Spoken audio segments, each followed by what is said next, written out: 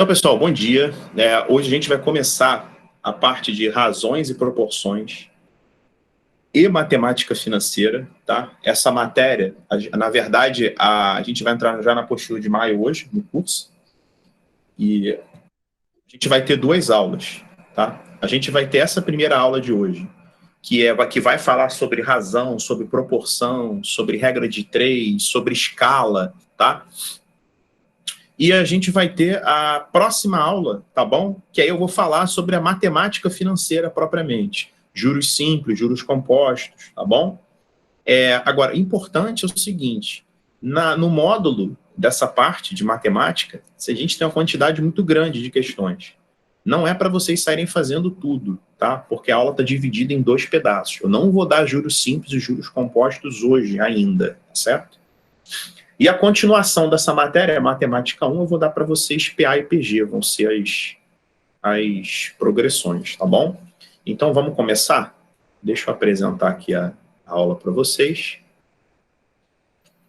Então, o nosso primeiro slidezinho, deixa eu ver se eu consigo... Espera aí. Vocês estão vendo a tela cheia aí? Sim. Tá, ficou melhor de visualizar assim? Aham. Acho que o problema é que eu não consigo escrever, mas vamos lá, né? Quando eu precisar escrever, eu faço o mouse e vocês conseguem ver, né? Eu consigo desenhar assim. Não, beleza. Então, vamos lá, ó. Proporcionalidade. A gente, nesse primeiro slide, vai fazer a diferenciação entre grandezas diretamente proporcionais e grandezas inversamente proporcionais, tá bom? Então, o que são grandezas diretamente proporcionais? Grandezas diretamente proporcionais, elas atendem a essa frasezinha aqui, ó. O aumento de uma grandeza implica no aumento da outra e vice-versa. Ou seja, pessoal, quando uma aumenta, a outra aumenta. Quando uma diminui, a outra diminui. Matematicamente, são duas grandezas que se dividem, ou seja, o resultado da divisão de duas grandezas diretamente proporcionais é constante, tá?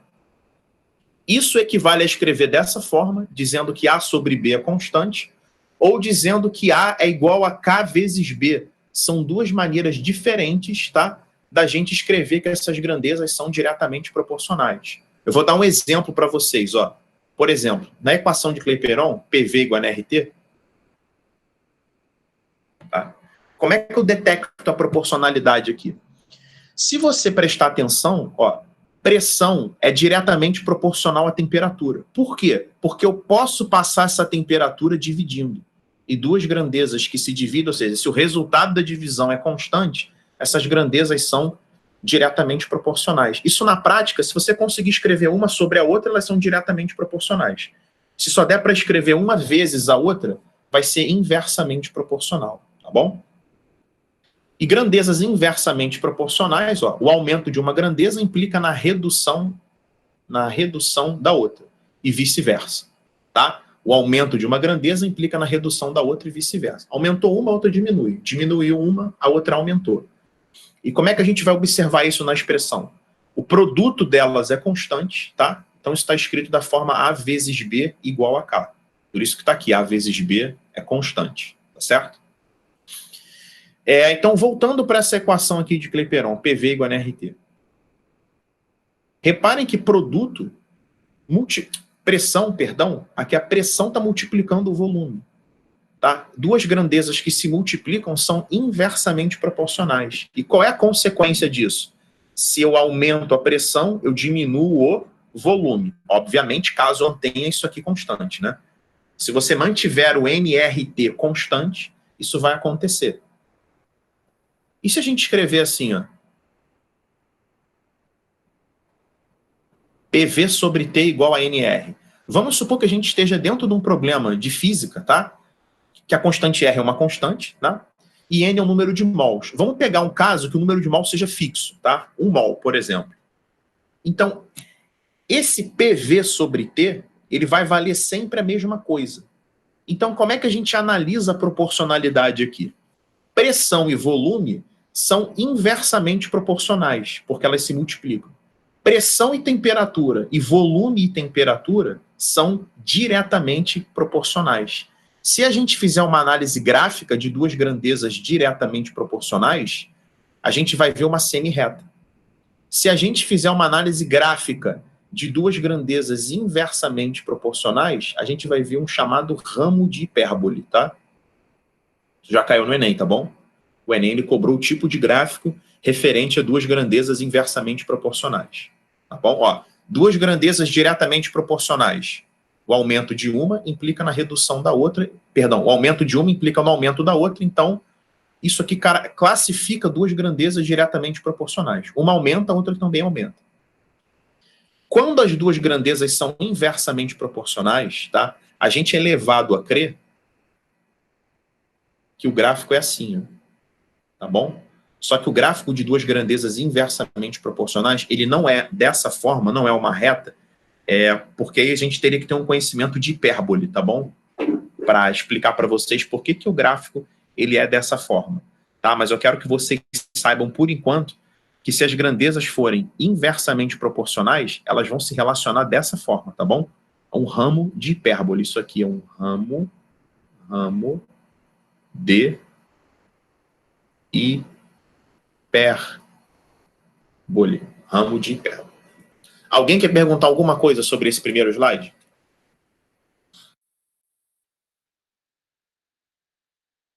Ficou só meio confuso pra mim, porque que uma é uma reta e outra é um ramo, mas tipo assim, eu tenho que decorar, né?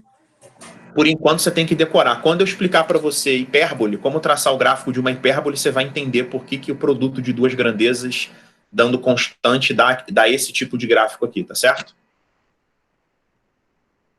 Tá bom. Quer ver? Hein, Sara, rapidinho aqui, ó, deixa eu ver se eu consigo te mostrar um negócio que é importante.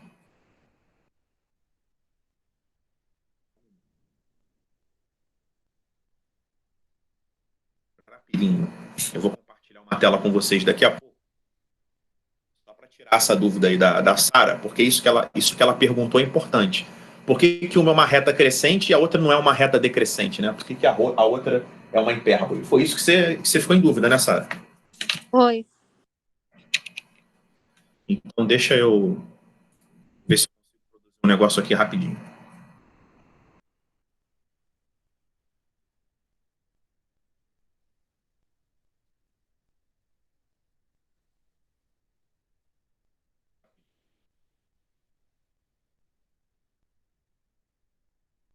Cara, você concorda que, por exemplo, estou dizendo para você que esse produto é constante, né? Então, por exemplo, se eu quero dizer que duas grandezas são inversamente proporcionais, eu posso dizer, por exemplo, que x vezes y igual a 4. O lance é o seguinte, eu vou te mostrar como é, por exemplo, o gráfico disso aqui. Seria, no caso, y. Opa. O gráfico seria y igual a 4 sobre x. Que seria justamente essa ideia, tá? O produto de duas grandezas ser igual a 4. Deixa eu mostrar para você aqui. Eu vou só compartilhar uma tela aqui rapidinho contigo. Para vocês entenderem aqui o que eu estou falando.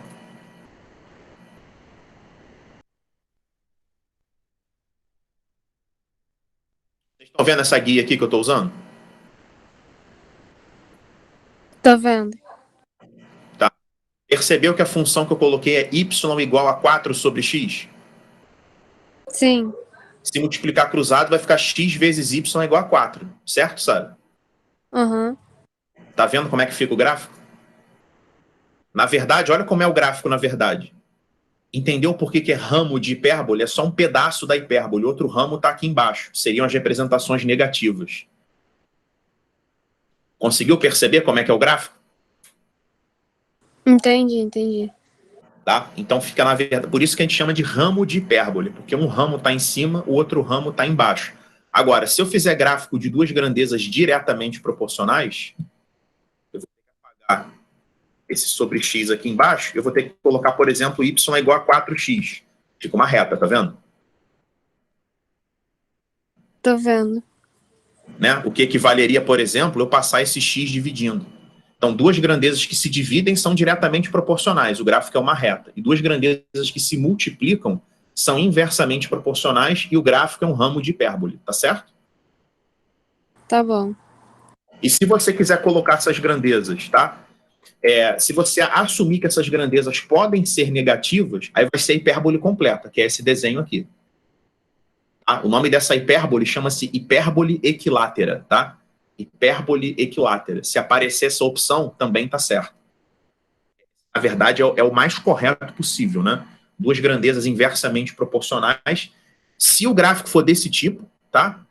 Só tiver um x e um y, né? Ou seja, o produto de duas grandezas dando um valor, o gráfico é uma hipérbole equilátera.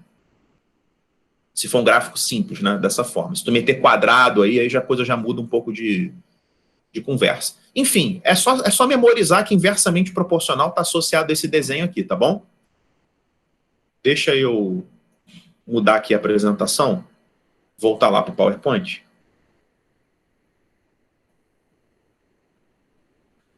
Deixa eu voltar aqui para o PowerPoint. Vou apagar essa parte aqui, só para não confundir a cabeça de vocês. E essa semi-reta aqui. E nessa questão do Enem, que caiu isso, o safado colocava uma semi-reta aqui para relacionar em grandezas inversamente proporcionais. Aí muita gente foi nessa semi-reta, porque a gente sabe que função decrescente é assim, né? É que, por acaso, as grandezas diretamente proporcionais, a análise gráfica é parecida com a função crescente, que não significa que a inversamente proporcional é com a função decrescente. É aí que mora a confusão. Próximo slide. Deixa eu só pegar aqui um lápis branco. E vou só um minuto.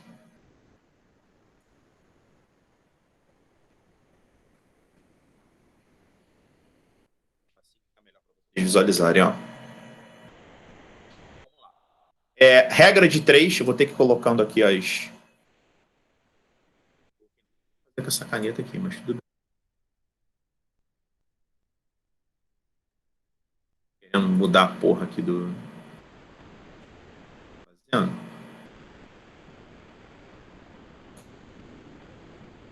Não for com a caneta branca. Tá, deixa vermelha então, vamos lá. Regra de 3 simples. Uma indústria produz 1.200 itens diariamente com seus funcionários trabalhando 8 horas por dia. Caso a produção necessite ser aumentada para 1.500 itens diários, qual será a jornada dos trabalhadores? Essa fonte aqui não tem acento, tá, pessoal? Então, a ambiguidade eu vou completar com um sinal. O lance é o seguinte. Eu vou ensinar vocês, né, ou vou propor um jeito diferente da gente organizar os problemas de regra de 3.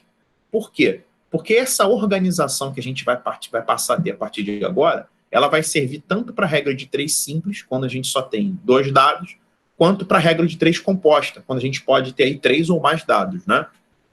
Então, ele está relacionando a produção, ele está relacionando os itens produzidos, tá?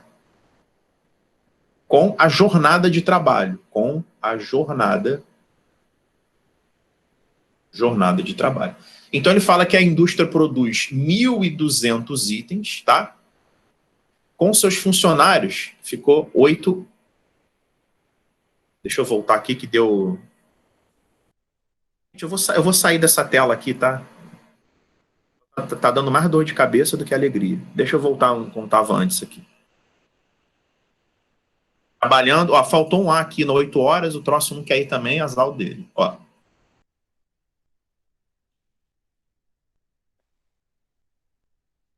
Uma indústria produz 1.200 itens diariamente com seus funcionários trabalhando 8 horas por dia. Então, jornada, 8 horas.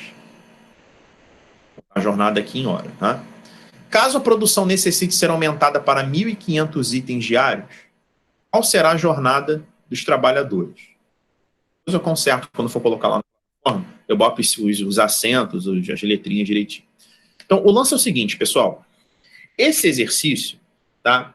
Ele é fácil porque ele é o começo, tá? Eu só quero mostrar para vocês aqui a organização. Eu não estou preocupado com o nível de dificuldade dessa questão. Eu só quero mostrar a organização. O que eu quero que vocês façam?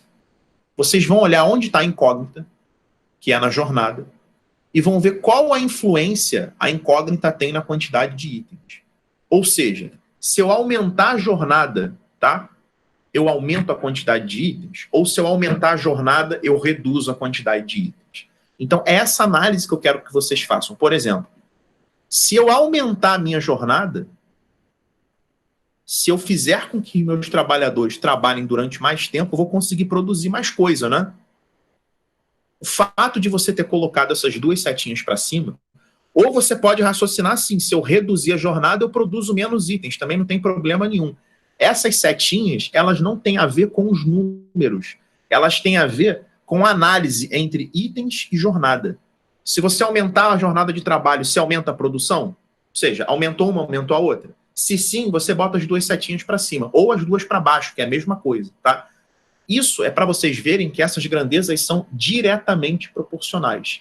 Então, a estrutura do exercício de vocês vai ser 8 está para x, sempre vai começar assim, tá? E se essas grandezas são diretamente proporcionais, você vai colocar a fração do jeito que ela tá. 1.200 para 1.500.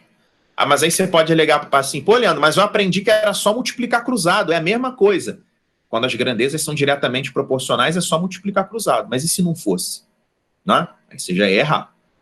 Então, a estrutura que a gente vai usar é essa, tá bom? 8 está para x, assim como 1.200 está para 1.500. Ou seja, eu analisei que as duas grandezas são diretamente proporcionais e eu só mantive as frações do jeito que elas estão. Agora eu vou resolver multiplicando cruzado, né? Posso fazer esse cancelamento aqui. Eu vou ficar com 12x igual a 120, x é igual a 10 horas, tá? Então a gente vai ter uma jornada de 10 horas. Alguém quer perguntar alguma coisa relativa a esse slide aí?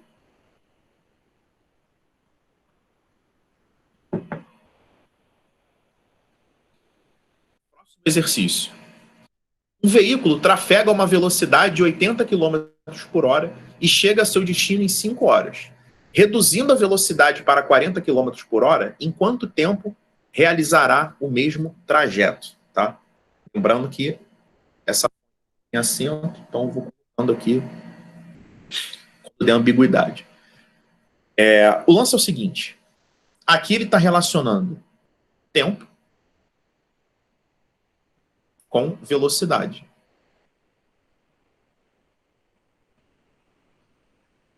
Pessoal, antes de você colocar os dados, você já pode até analisar a proporcionalidade. Né? Porque lembrando, isso aqui que eu fiz, ó, eu não estou dizendo que 1.200 é maior do que 1.500, que nem 8 é maior do que x, não tem nada a ver. É análise entre itens e jornada. Então você pode fazer essa análise antes de começar a fazer o exercício. Por exemplo, ó, se eu aumento a velocidade, eu aumento o meu tempo? Faz sentido isso? Se você pisar no acelerador, você vai demorar mais tempo para chegar? Não, né? Quando eu aumento a velocidade, eu reduzo o meu tempo. Aumento a minha velocidade, eu reduzo o meu tempo. Então, essas grandezas, elas são inversamente proporcionais. Então, ó, ele chega ao destino dele em 5 horas, aqui está o tempo em hora, e a velocidade eu vou colocar em quilômetro por hora. E a velocidade é 80. Quando ele traz a velocidade para 40, qual é o tempo que ele vai usar? Pessoal, dava para fazer essa questão por física? Óbvio, né? Porque se eu sei a velocidade e o tempo, eu calculo a distância e eu uso V igual a ΔS sobre ΔT duas vezes. Aqui eu estou interessado na confecção do raciocínio, tá? Porque nem todo exercício é de física. O próximo, por exemplo, não dá para fazer por física, tem que usar essa técnica. Aqui eu só quero mostrar a técnica para vocês. Então vamos lá. 5 está para x, antes do igual vai ficar sempre assim. Agora, se as grandezas são inversamente proporcionais, você vai inverter essa fração. Em vez de 80 sobre 40, vai ficar 40 sobre 80. Entenderam a diferença? Entenderam o que tem que ser feito se as grandezas forem inversamente proporcionais? Você tem que pegar uma das duas colunas e virar de cabeça para baixo. Nós vamos padronizar em sempre virar de cabeça para baixo que não tem o x. Isso vai ser útil para a regra de 3 composta. Então, primeiro eu vou colocar quem tem o x aqui e eu vou virar a outra de cabeça para baixo. Quando é diretamente proporcional, tanto faz, tá bom? Quando é inversamente proporcional, é bom a gente fazer dessa forma, porque vocês vão ver o que acontece na regra de 3 composta. E aqui eu vou multiplicar cruzado. Dá para cortar aqui, dá 1 e dá 2. Vai ficar x é igual a 10 horas. É óbvio, né, pessoal? Se eu estou com a metade da velocidade, eu vou demorar o dobro do tempo. Tá? Então já era esperado a gente encontrar essas 10 horas. Tem gente que aprendeu, tá? Eu me lembro que ano passado, ou retrasado, agora não estou lembrado, quando eu dei essa aula, teve gente que perguntou, Leandro, eu aprendi que quando é diretamente proporcional eu multiplico em cruz e quando é inversamente proporcional eu multiplico em linha. Tá certo isso? Tá certo. Mas isso só é útil quando a gente tem 2 dados. Se a gente tiver mais de 2 dados, aí a coisa vai complicar. Tá? Então, já estou mostrando a técnica que vocês vão usar para qualquer quantidade de dados. Tá certo? Alguém quer perguntar alguma coisa sobre esse slide?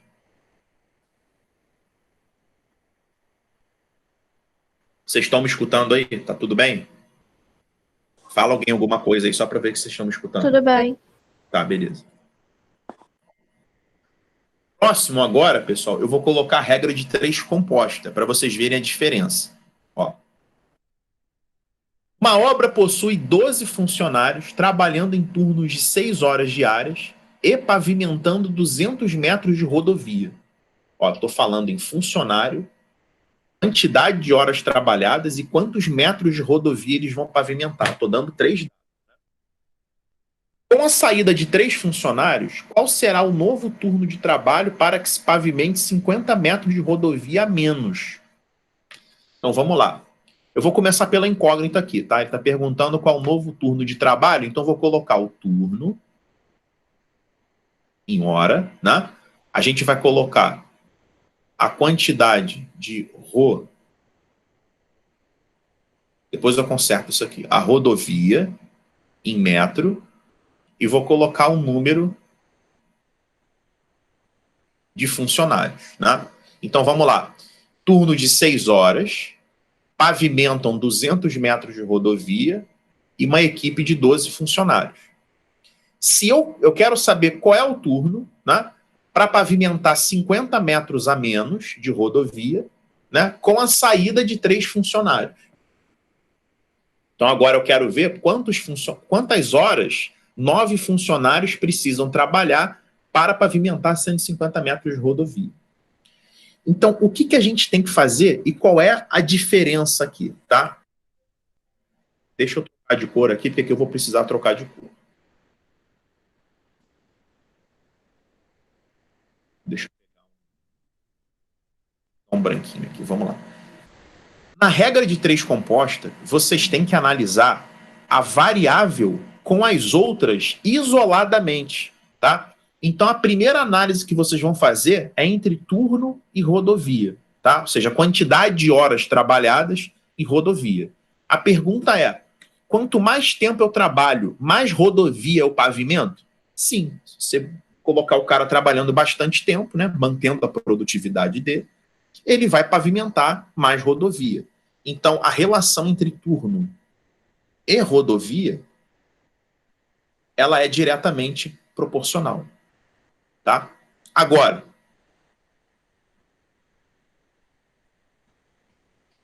vamos ver a relação entre o turno e o número de funcionários. Tá? A pergunta é, se eu reduzo o número de funcionários, eu tenho que manter os outros mais ou menos tempo trabalhando? Essa é a análise que a gente tem que fazer. Reparem que eu estou analisando só o número de horas trabalhadas e o número de funcionários. Então, imagine que você tem uma empresa. Se você manda alguns funcionários embora, você vai fazer com que os outros, para manter a sua produtividade, você vai fazer com que os outros trabalhem mais, né? Então, uma relação inversa. Ou seja, chegou mais funcionário, a tua equipe precisa trabalhar uma quantidade de horas menor. Não estamos analisando a rodovia, é só uma análise entre turno e número de funcionários. Esquece o resto, tá?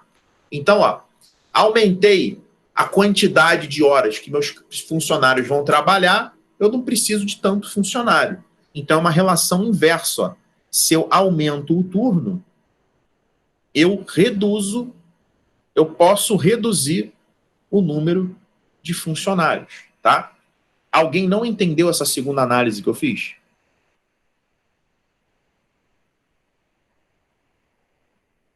E agora a gente vai colocar a conta. E como é que a gente vai equacionar isso? Primeiro vai entrar a fração que tem a incógnita. 6 sobre x igual... Pessoal, a técnica é diretamente proporcional? Mantém a fração. É inversamente proporcional? Inverte. Ó, turno e rodovia direto.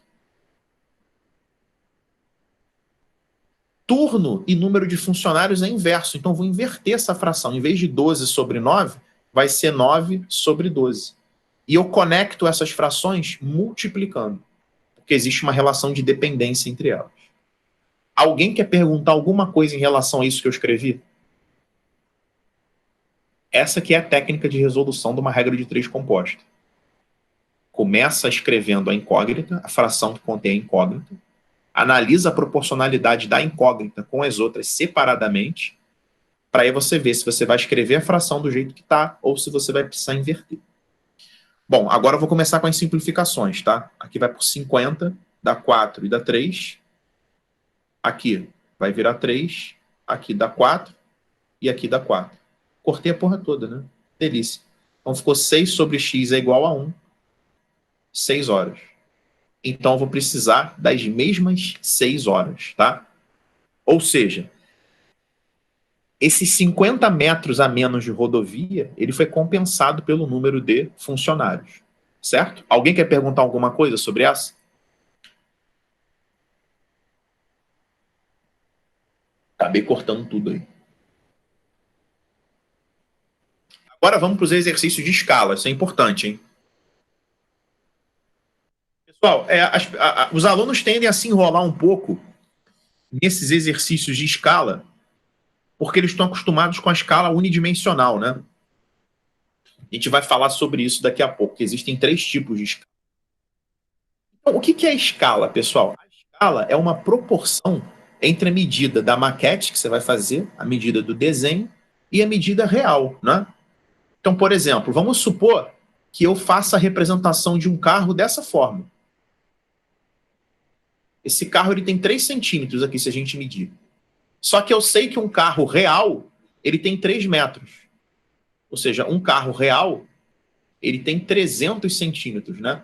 Esse é o tamanho real de um carro. Então, qual é a escala que eu utilizei?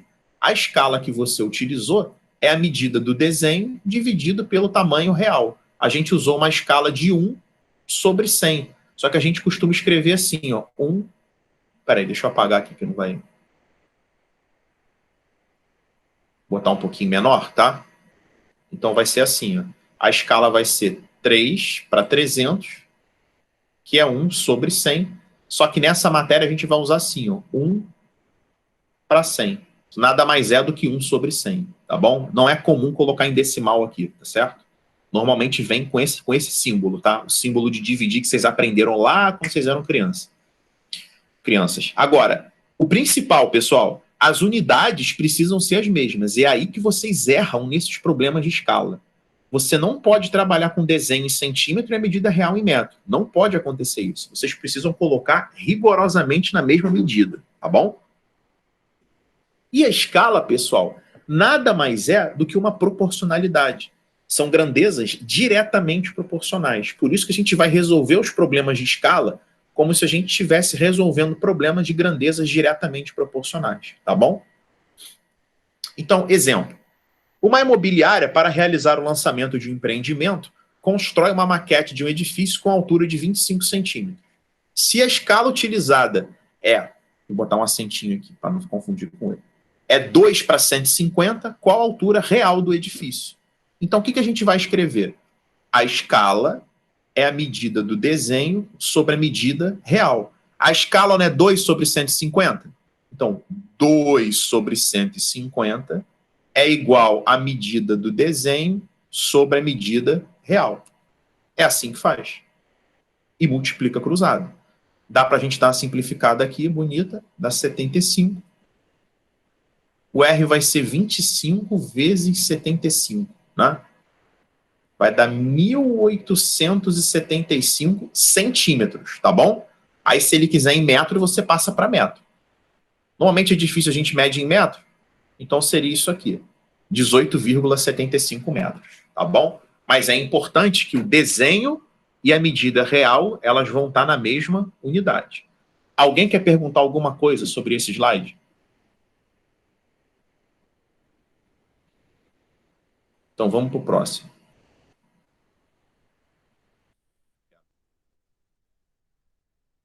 Olha o que eu coloquei aqui, pessoal. Se a escala fizer referência a superfícies, devemos elevá-la ao quadrado, conforme o esquema abaixo.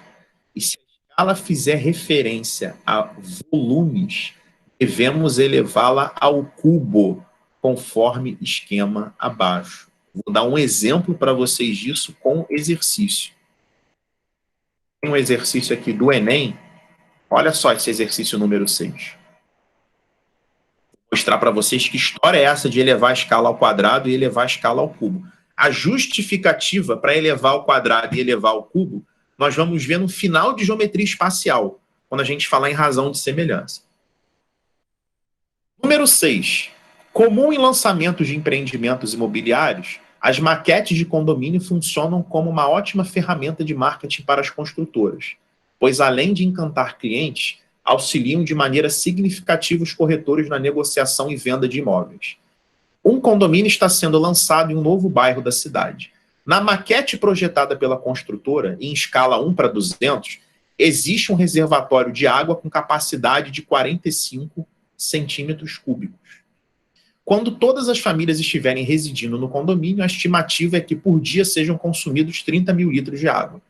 Em uma eventual falta de água, o reservatório cheio será suficiente para abastecer o condomínio por quantos dias? Pessoal, olha só o seguinte, ó. Vou colocar o que está escrito aqui. Quando eu falo que é superfície, o certo é até a gente escrever, ó. Deixa eu apagar isso aqui. Em vez de colocar medida, eu vou ser mais específico. Quando você elevar a escala ao quadrado, você vai estar falando em área do desenho sobre a área real. Quando você elevar a escala ao cubo, você vai falar em volume do desenho sobre volume real, que é justamente o conceito que a gente vai usar nessa questão. A gente vai fazer como? Ó, a escala vai ficar elevada ao cubo, vai ser o volume do desenho sobre o volume real. Então, a escala é 1:200. A escala é uma fração, tá, galera? Ó, 1/200 ao cubo é igual ao volume do desenho, que é 45 centímetros cúbicos, tá? Dividido pelo volume real, que eu vou chamar de x. Pessoal, obviamente, esse volume real ele vai aparecer em centímetro cúbico, porque as unidades do desenho real são iguais. Agora, como é que a gente vai resolver esse troço aqui? Para a conta não ficar muito feia, né? Pessoal, 200, tá? É 2 vezes 10 ao quadrado. Se a gente elevar isso aqui ao cubo, vai dar 8 vezes 10 à sexta. Eu vou colocar potência de 10 para não ficar colocando um bando de zero aqui. Igual a 45 sobre x. O x vai dar 45 vezes 8, dá 360, vezes 10 à sexta, centímetros cúbicos. Então, essa seria a resposta do reservatório, tá bom? 360 milhões de centímetros cúbicos, né? Lembra, 10 ao cubo é 1.000, 10 à sexta milhão e 10 à nona bilhão, 10 a 12 trilhão. Então, a gente tem 360 milhões de centímetros cúbicos. Como é que a gente vai passar isso para litro, né? Porque a gente sabe que em um dia são consumidos 30 mil litros. Como é que a gente vai jogar esse reservatório aí para litro? Aí tem que lembrar da tia Lorota lá, né? Quilômetro, hectômetro, decâmetro, metro, decímetro, centímetro e milímetro, tá? Andou para trás, divide por 10. Andou para frente, multiplica por 10. A gente quer levar de centímetro para metro. Mas agora é o seguinte, ó, deixa eu só mostrar um negócio para vocês. Por que eu estou falando de centímetro em metro? Deixa eu até ser mais preciso. Pessoal, o lance é o seguinte, não sei se vocês sabem, mas 1 cm³ equivale a 1 ml, tá? Então a gente tem aqui um total de 360 vezes 10 a sexta ml. Tá? Para a gente não ficar usando escala cúbica, tá? Eu vou passar 360 vezes 10 a sexta ml para litro. Vamos lembrar que é quilolitro, hectolitro, decalitro, litro, decilitro, centilitro e mililitro. De mililitro para litro, eu tenho que voltar 1, 2, 3 casas. Eu tenho que dividir por 1000, tá bom? Se eu tenho que dividir por 1000, é só dividir por 10 ao cubo. Então vai dar 360 mil litros. Então essa caixa d'água tem 360 mil litros. Alguém não entendeu como eu fiz isso?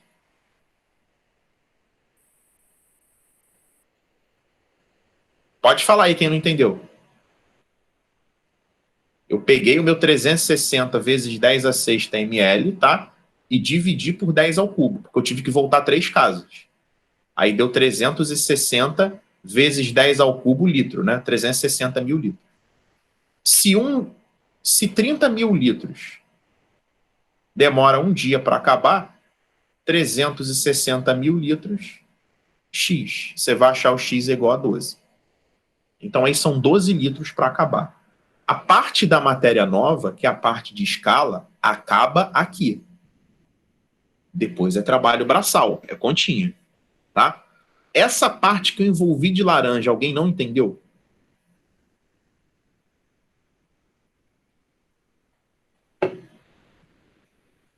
A parte de conta, alguém ficou perdido em algum passo?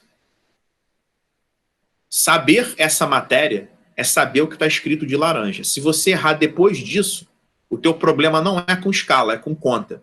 Tá? Vocês têm que prestar bastante atenção onde que vocês erram as questões. Culpar o criminoso errado.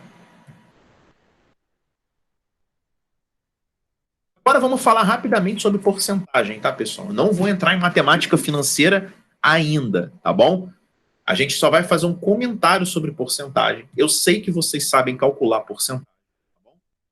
A gente só vai propor um jeito mais prático de trabalhar, de abordar a porcentagem. Então vamos lá.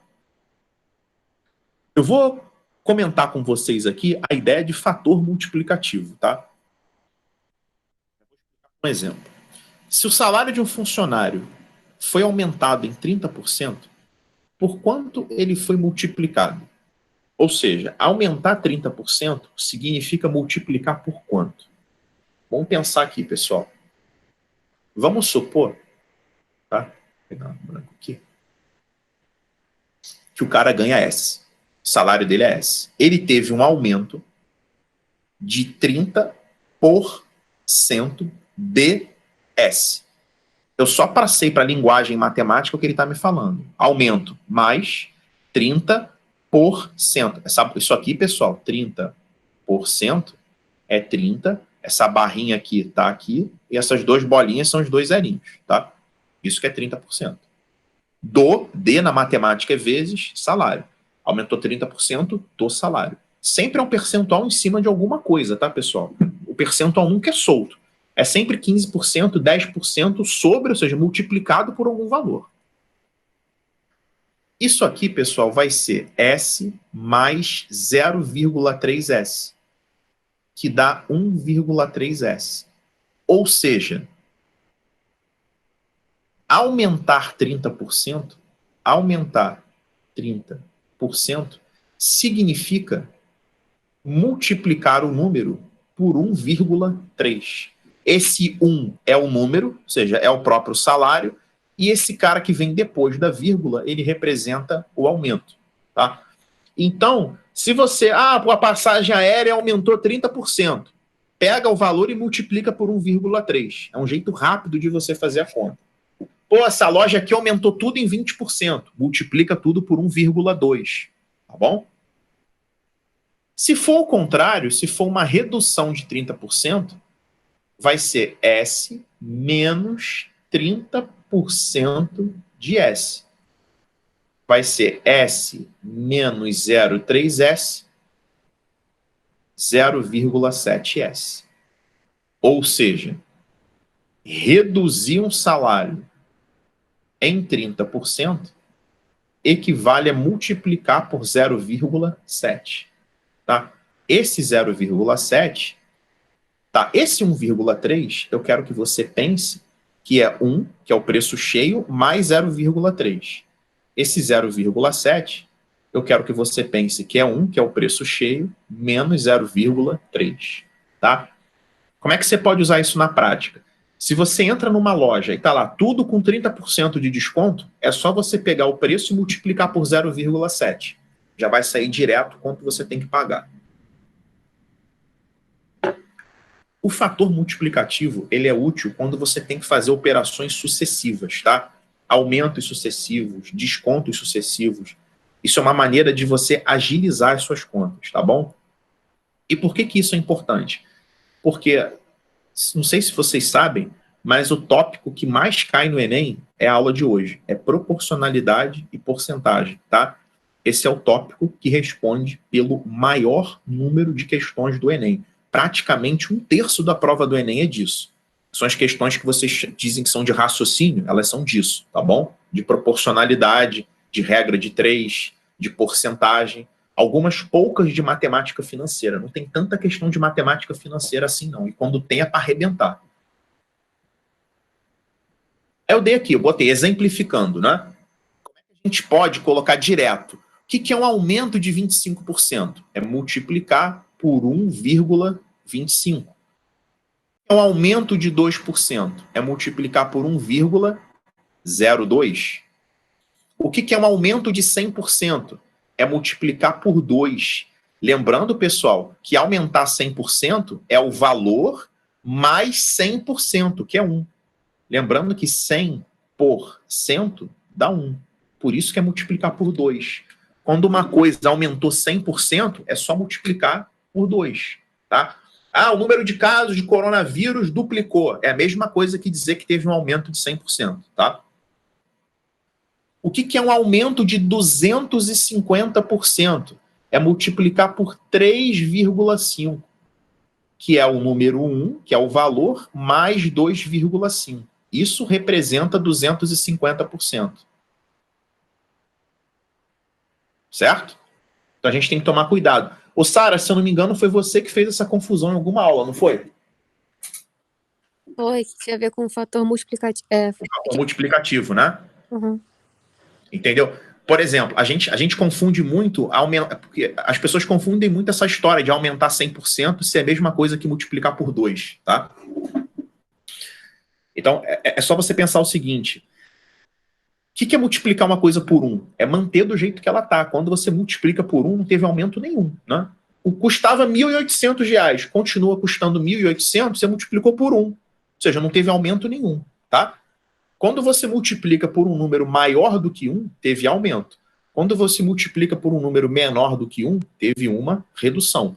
Por exemplo, o que seria uma redução de 25%? Aqui, em vez de fazer 1 mais 0,25, eu vou fazer 1 menos 0,25, e dá 0,75. Aqui, em vez de fazer 1 mais 0,02, eu vou fazer 1 menos 0,02, que é 0,98. Aqui é 0,25, porque é 1 menos 0,75, né? Você tem que pensar assim, ó. É 1 menos 0,75. E uma redução de 95% é 0,05. E a gente tem que pensar que é 1 menos 95%. Alguém quer perguntar alguma coisa, tá? Referente a esse slide?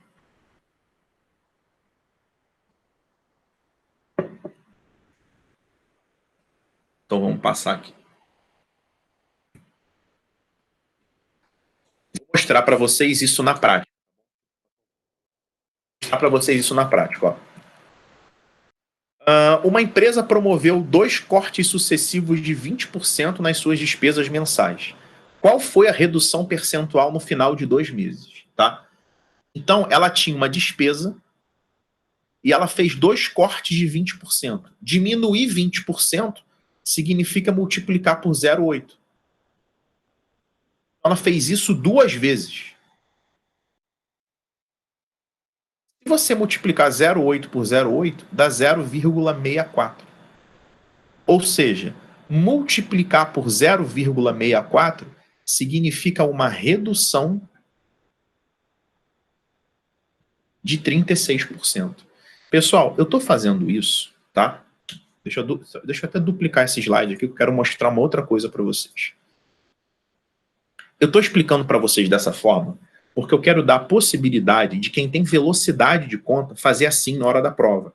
A prova do Enem, por exemplo, tá?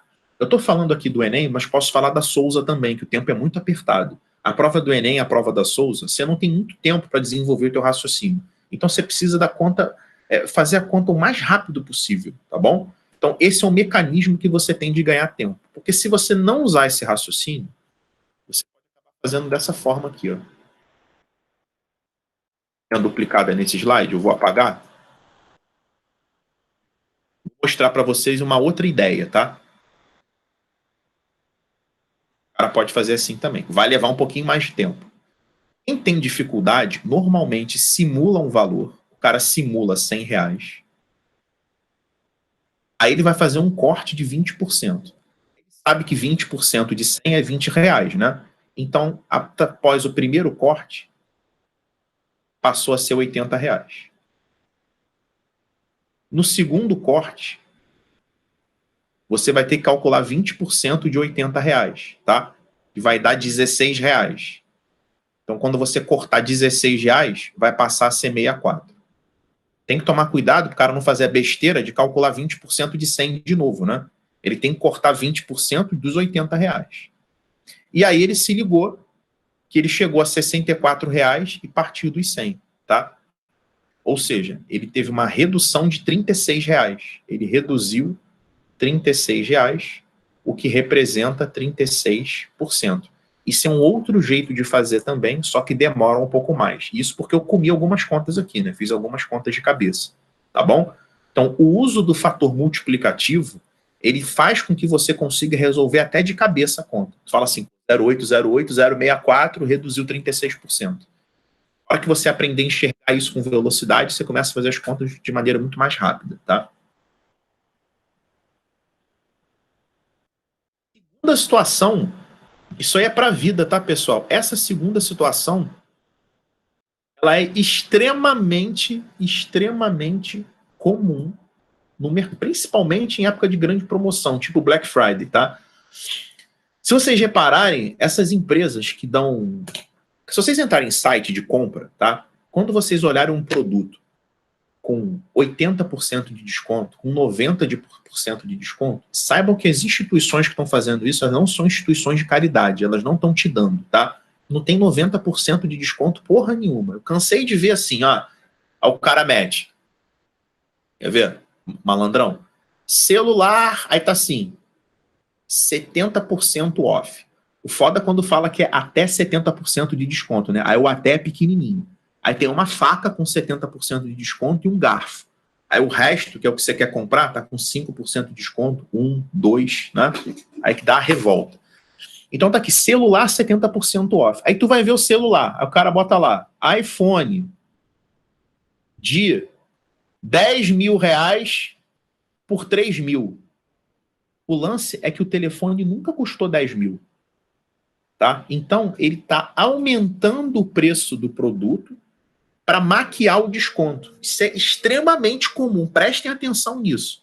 Não comprem pelo desconto. E 50% off, porque eles sabem que o leigo, a pessoa que é ignorante em matemática, assim, ignorante não falando pejorativamente, mas que ignora os números, né?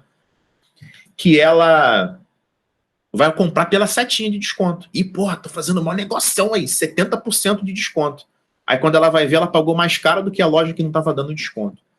Pesquisa a porra do preço antes, tá? Tem site de pesquisa de preço, Buscapé, todos esses sites, aí ele vai ranquear todos os sites que estão vendendo aquele mesmo produto. Não vá atrás de desconto, isso é balela, tá? Tem loja que adora fazer isso. Isso aí é história, é lenda. Não existe esse desconto no mercado, principalmente com dólar alto do jeito que tá. Esses produtos importados, todos eles são comprados em dólar. A tendência é que eles aumentem, não reduzam, né? Então, cuidado com esses descontos malditos. Principalmente em Black Friday, né? O cara vem aumentando. Chega setembro, ele aumenta um pouquinho. Outubro, ele aumenta um pouquinho. Novembro, ele aumenta um pouquinho. Chega no final de novembro, ele vem com aquele desconto poderoso. Mais nada, ele só está descontando aquele aumento que ele colocou. E para vocês verem que porcentagem é traiçoeira, 2 reduções de 20% equivalem a uma redução de 36%. A gente fica achando, né?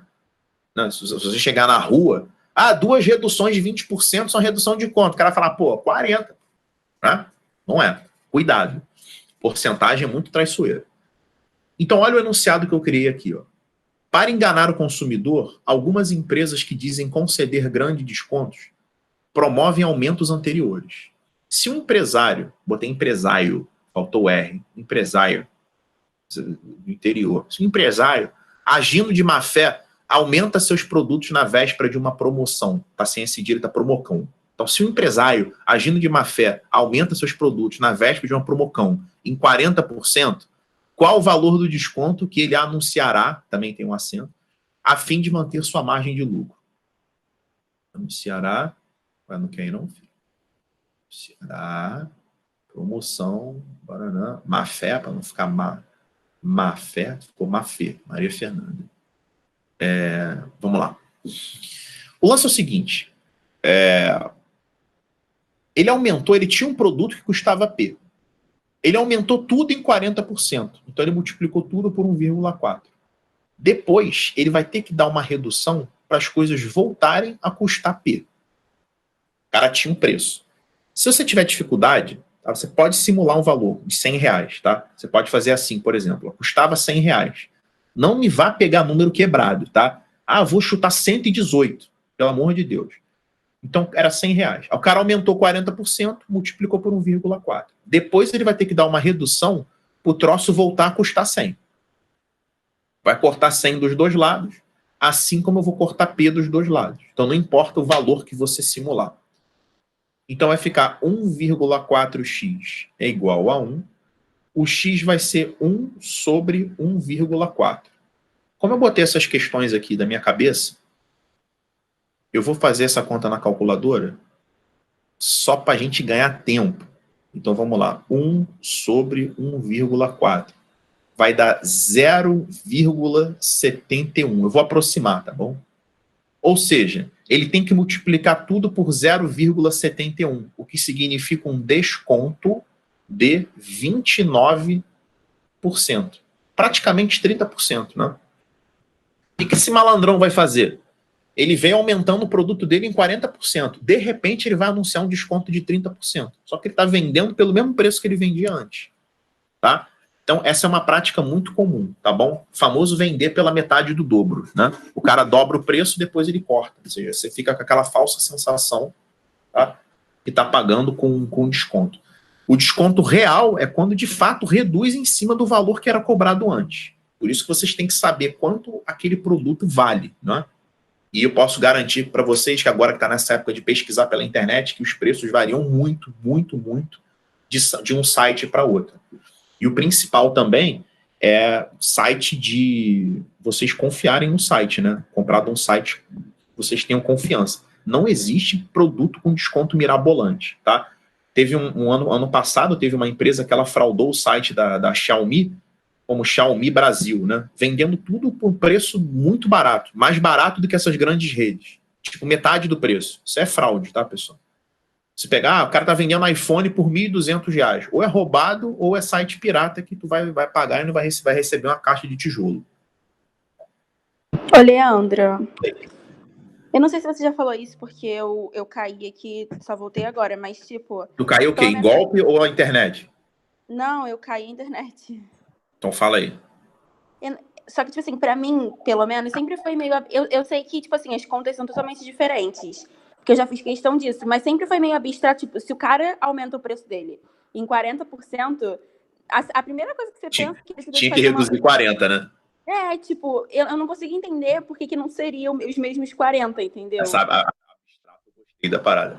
Vamos... Ó, fica com o áudio aberto comigo aqui. Não, mas é bacana a tua pergunta. Vamos supor, Milena, que você é essa comerciante aí, tá? Aí você vende um produto, que eu não posso fazer ideia do que seja agora, por R$1.000, tá? Você está vendendo na tua loja uma bolsa por R$1.000. Aí você resolve aumentar essa bolsa em 40%. Você concorda que 40% de 1.000 dá 400? Aham. Então essa bolsa vai para 1.400, né? Você deu um aumento de 40%. Tá ok até aí? Sim. Agora você vai dar uma redução de 29%. Você vai dar um desconto para o teu cliente de 29%. Você vai calcular o desconto em cima de 1.000 ou em cima de 1.400? Ah, 1.400. Então, vou fazer essa continha para você. Ó. Quando você dá 29% de desconto, quando você faz 1.400 vezes 0,29, o preço, tá? Vezes 0,71, né, para a gente calcular o preço final direto, o preço vai para 994, tá? Eu vou arredondar para 1.000, porque não dá exato aquele valor. Então, quando você deu um desconto de 29%, é 29 e pouquinho, tá? Ele voltou para 1.000. Então, por isso que a porcentagem engana, porque você calcula a porcentagem em cima de valores diferentes. Por isso que a porcentagem não é a mesma, entendeu? Ah, entendi. Se eu tirasse 40% de 1.400, ia dar outro valor totalmente Ia dar diferente. menor do que 1.000, exatamente. Aham, Então, entendi. por isso que porcentagem é traiçoeira, tá bom? Beleza, obrigada. Deixa eu apagar esse slide aqui. Aí eu coloquei assim, ó, um tipo de problema interessante, tá? Por que eu chamei de problema interessante? Porque o jeito de fazer esse exercício, a confecção dele é um pouco diferente, tá bom? Vamos lá. Ó. 80 litros de uma mistura contendo gasolina e álcool possui 30% do referido hidrocarboneto, tá? Que no caso é a gasolina, né?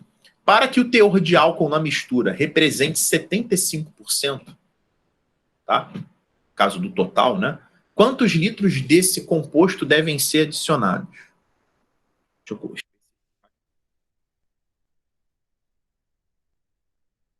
80 litros de uma mistura contendo gasolina e álcool possui 30% do referido hidrocarboneto. Então vamos lá. Tenho 80 litros. 30% disso é de gasolina, tá? 30%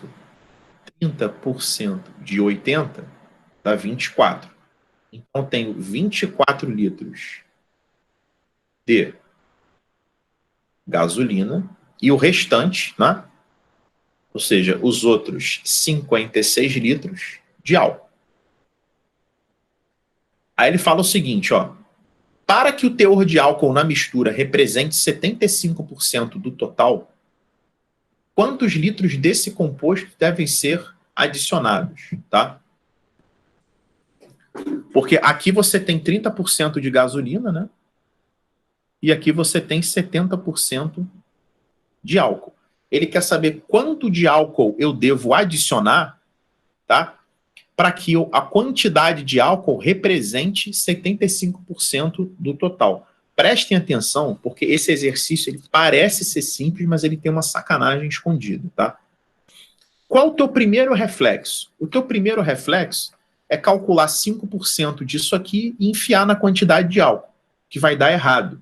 Como é que se faz essa questão? Como você vai mexer na quantidade de álcool, o teu total de álcool agora, ele vai passar a ser 56 mais X de álcool. A tua quantidade de gasolina vai continuar sendo 24. Só que o teu total não é mais 80, porque você adicionou álcool. O teu total é 80 mais X. As pessoas esquecem de adicionar esse X no total. Por isso que esse problema ele é bastante errado, tá? Então, a partir do momento que você adiciona álcool, você também adiciona volume ao total. Então, o novo esquema é esse, ó. Você tem 80 mais X litros, continua com 24 de gasolina, só que tem 56 mais X de álcool. E o exercício está querendo que essa quantidade aqui 56 mais X represente 75% do total. Você tem que resolver essa continha aqui. Vai ficar 56 mais X é igual. Essa continha aqui dá 3 quartos, dá 60, mais 0,75x, vai ficar 0,25x é igual a 4, x é igual a 16 litros. Você tem que colocar 16 litros de álcool para que a quantidade de álcool represente 75% do total, tá bom? É que esse exercício aí ficou um pouco mais simples, tá bom? Ele ficou um pouco mais simples, mas eu vou mostrar um caso aqui.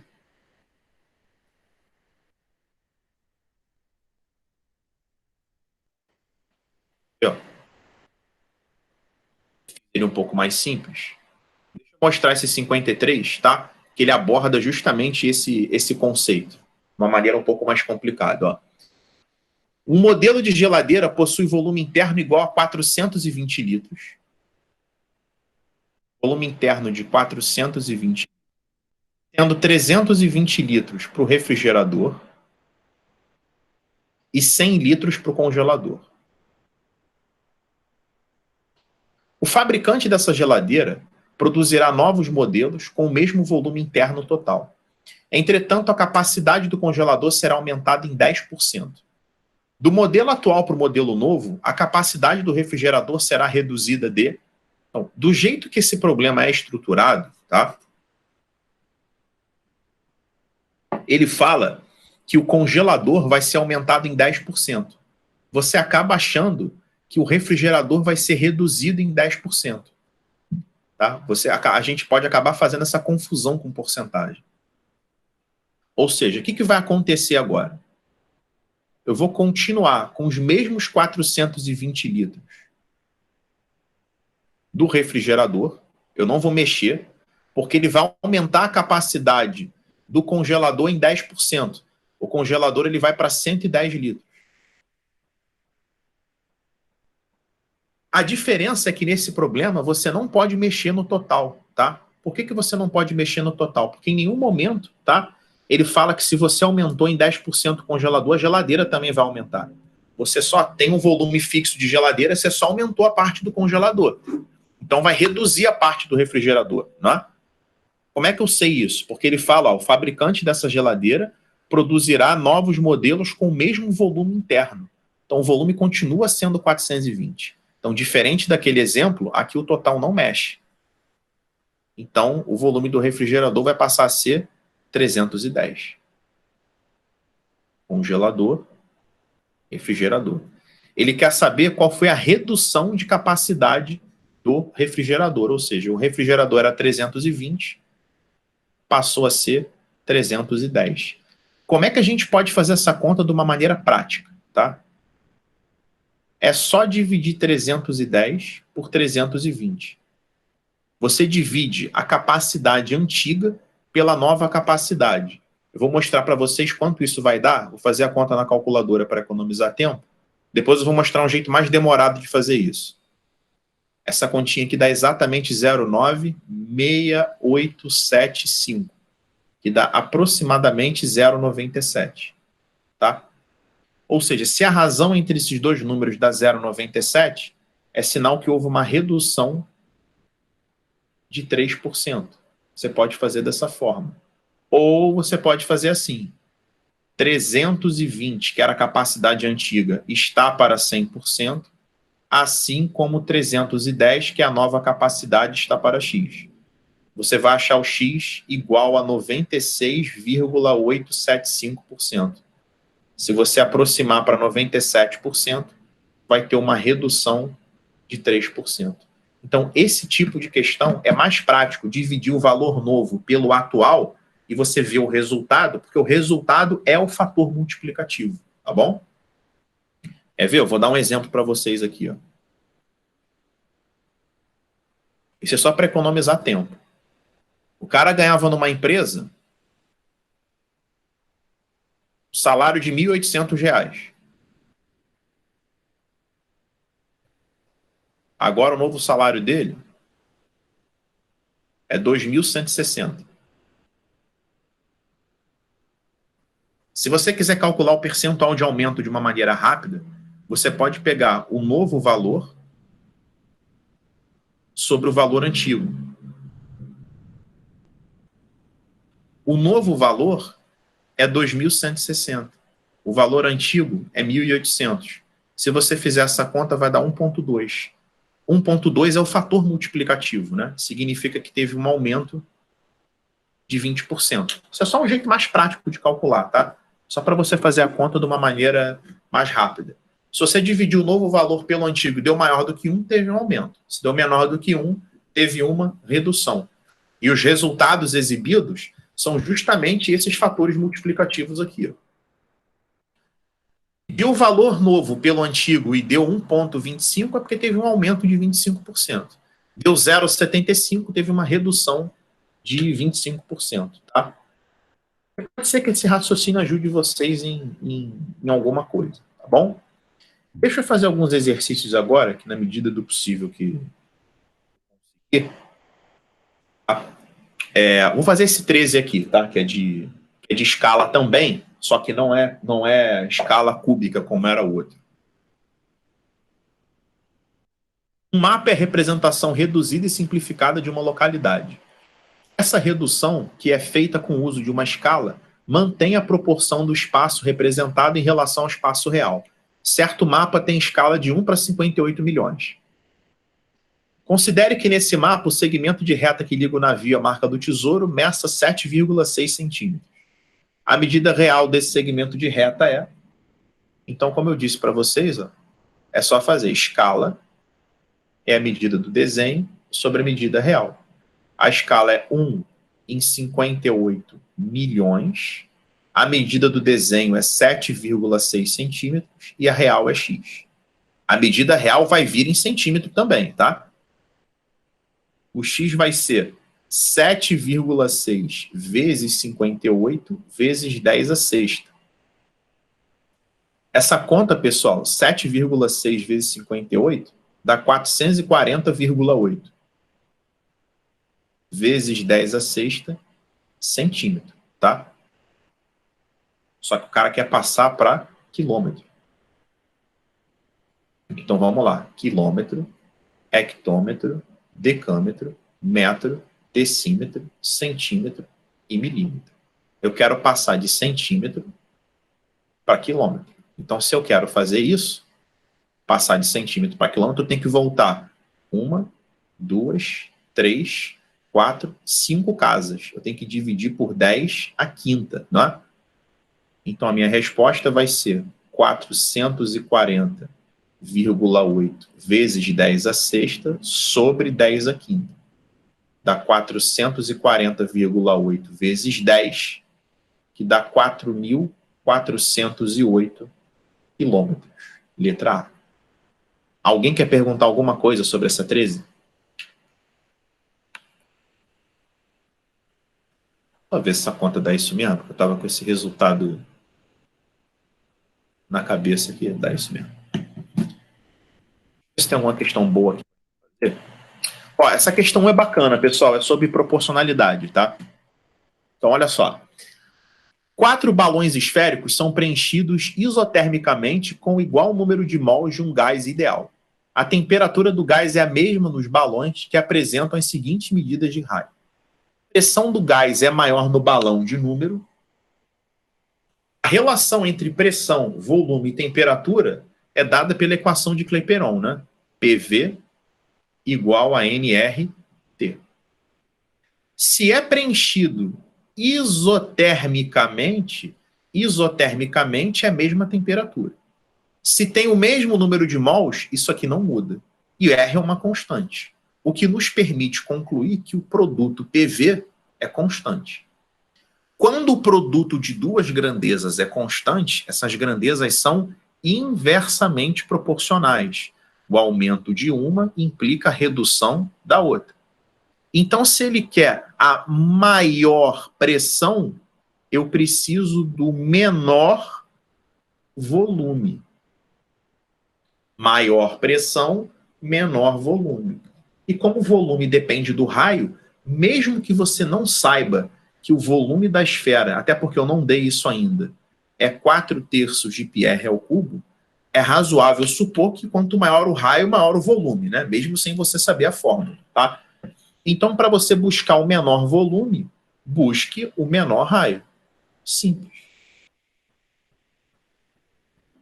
Ó, R sobre 2 e 2R sobre 3 são os candidatos. Isso aqui vai dar 0,66666 do raio. Isso aqui é 0,5 do raio. Ganhou. Número 2. É o menor raio. Então, de novo, como o produto PV é constante, são inversamente proporcionais, o que significa que o aumento de uma provoca a redução da outra. O comportamento é inverso. Se ele quer a pressão maior possível, eu preciso buscar o volume menor possível. Consequentemente, o menor raio possível. Alguém quer perguntar alguma coisa a respeito dessa questão? Não. Isso é para vocês verem o tempo de análise de uma questão de prova que não é difícil, tá? Uma questão que você já tem que se ligar na hora. E qual é a equação de Clapeyron mesmo? Porra, o P aonde? O V aonde? Se ficar pensando nisso, é aí que o tempo vai embora. Essa questão 52 da Unigran Rio, tá? É sobre aquela história do comerciante malicioso, né? Certo dia, um comerciante colocou o seguinte cartaz na porta de sua loja: a partir da próxima segunda, todos os produtos com 30% de desconto. Porém, ao abrir a loja na segunda-feira, esse comerciante havia remarcado todos os preços, aumentando-os em 20%. Fez aquela maldadezinha, né? Saiu aumentando tudo em 20% para depois largar um desconto de 30%. Então, pode-se afirmar que na segunda-feira, o preço de uma mercadoria qualquer estava em relação à semana anterior, ou seja, qual foi a variação real do preço? O cara tinha uma mercadoria que custava M. Aí, ele saiu aumentando tudo em 20%. Multiplicou por 1,2. Depois, ele deu um desconto de 30%. Isso aqui significa multiplicar por 0,7. Aliás, pessoal, não importa se ele dá o desconto antes, se aumenta depois, ou se aumenta e dá o desconto depois. O resultado vai ser o mesmo. Essa continha aqui vai dar 0,84. Quando você multiplica alguma coisa por um número menor do que 1, temos um desconto, né? E multiplicar por 0,84 significa uma redução de 16%. Olhando, eu não peguei essa parada de fator multiplicativo, não. Isso é muito difícil, cara. Então, até você pegar o fator multiplicativo, você vai ter que fazer assim. Vai simular um valor, R$100, tá? Aí o cara aumentou 20%, deu 20% de aumento, foi para R$120. Depois deu 30% de desconto, aí tu calcula 30% em cima de 120, né? Que é R$36. Aí vai fazer 120 menos 36 e dá R$84. Aí que tu vai se ligar que teve uma redução de R$16, que são 16%, porque você considerou o valor como 100, tá? Por isso que é 16% mais barato. Aí tu vai se ligar que reduziu R$16. Então, se não pegar a ideia desse fator multiplicativo, você vai gastar um pouquinho mais de tempo. Alguém quer perguntar alguma coisa sobre essa 52?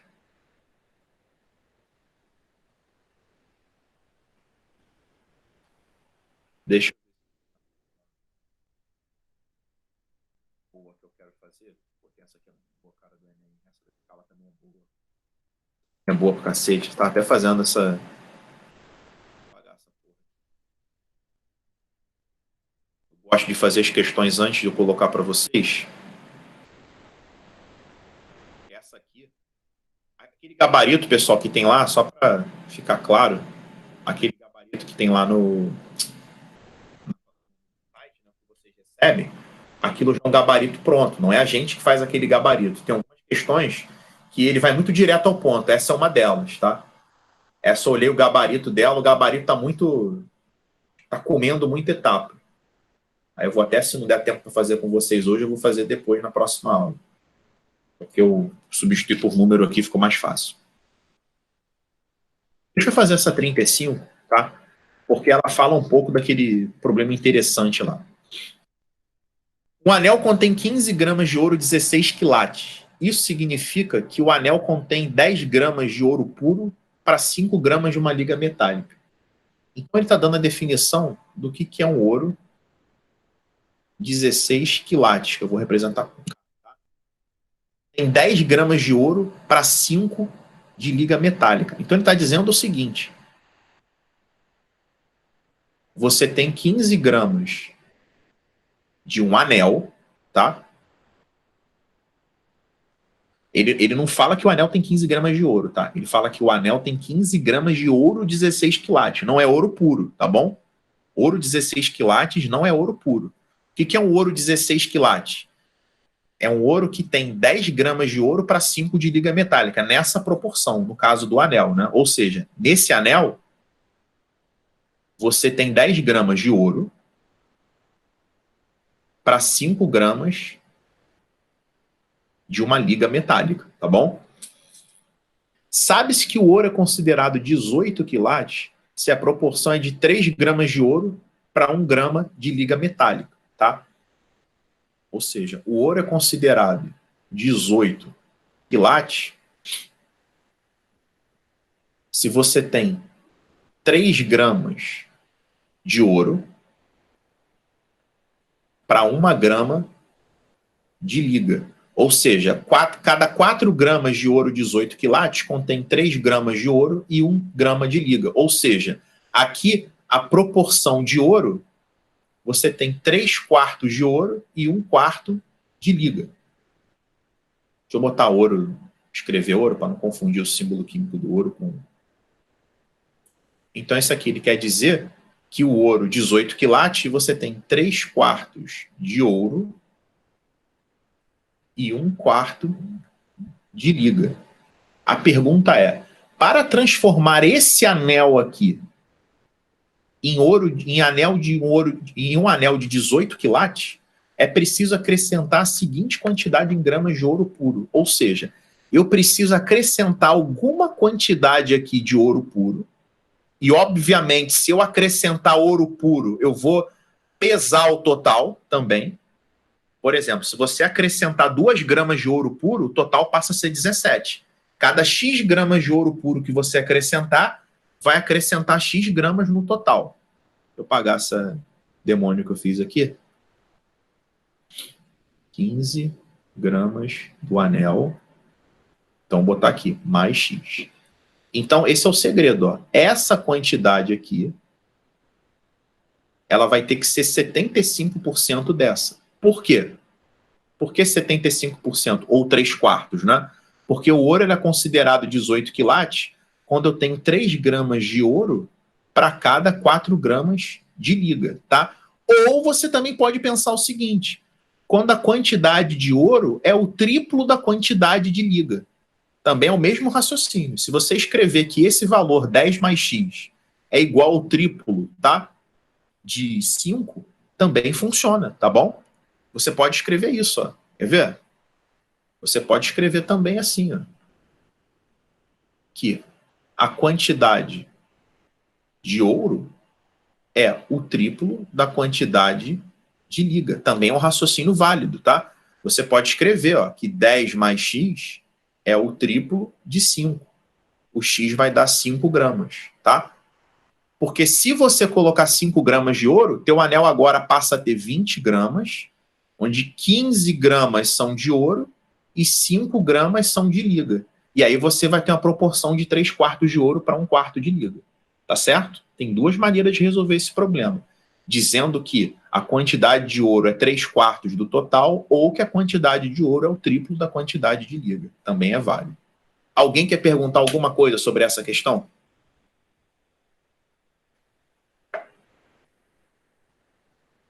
Esse exercício da UERJ, ele parece muito com aquele problema que eu chamei de problema interessante, tá?